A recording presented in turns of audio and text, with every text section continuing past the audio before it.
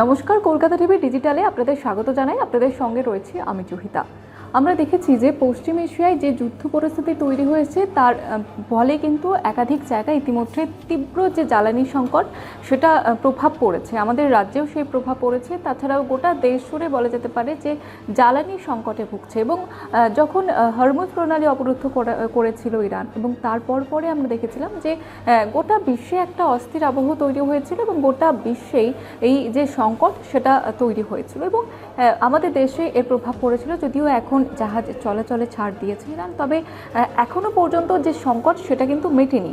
একাধিক জায়গায় আমরা দেখতে পাচ্ছি যে লম্বা লাইন দেখা যাচ্ছে যে পেট্রোল পাম্পগুলির সামনে। তাছাড়াও গ্যাস বুকিংয়ের জন্য গ্যাস বুকিং করা হচ্ছে না, এই নিয়ে অনেকে ক্ষোভ প্রকাশ করছে।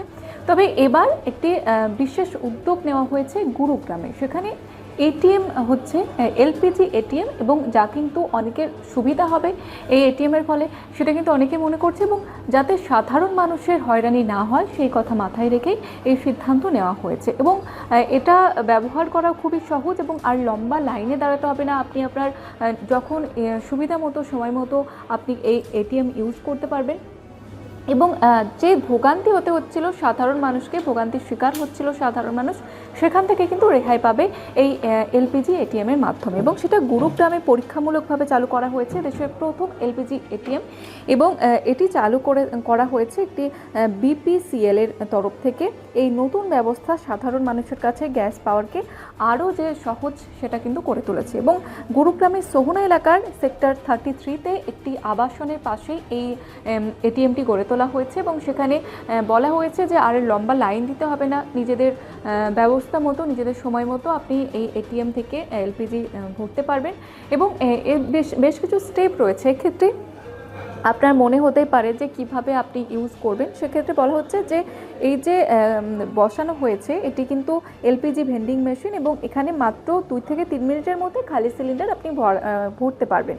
এবং সবথেকে বড় সুবিধা হলো এই মেশিনটি 24 ঘন্টাই চালু রাখবে, অর্থাৎ আপনার যে তাড়াহুড়ো করার কোনো ব্যাপার নেই। আপনার যখন সময় হবে আপনি তখনই ভরতে পারবেন গ্যাস। এবং তার সঙ্গে সঙ্গে বেশ কিছু পদ্ধতি রয়েছে, সেগুলি হচ্ছে প্রথমে এই মেশিনে নিজের রেজিস্টার নাম্বার দিতে হবে, এরপর মোবাইলে আসা ওটিপি প্রবেশ করাতে হবে, তারপর সিলিন্ডারের বারকোড বা কিউআর কোড স্ক্যান করলে গ্যাস নেওয়ার প্রক্রিয়া সম্পূর্ণ হবে। এবং পেমেন্টের ক্ষেত্রেও রয়েছে আধুনিক সুবিধা। UPI, debit card, credit card কিংবা নেট ব্যাঙ্কিংয়ে সবটাই টাকা পরিশোধ করা যাবে। এবং এই ব্যবস্থায় মেশিনটি খালি সিলিন্ডার গ্রহণ করলে তার বদলে একটি ভরা সিলিন্ডার দেয়। এবং আরও একটি উল্লেখযোগ্য বিষয়, সেটা হচ্ছে এখানে প্রচলিত লোহার সিলিন্ডারের বদলে দেওয়া হচ্ছে কম্পোজিট সিলিন্ডার, যা অনেক হালকা।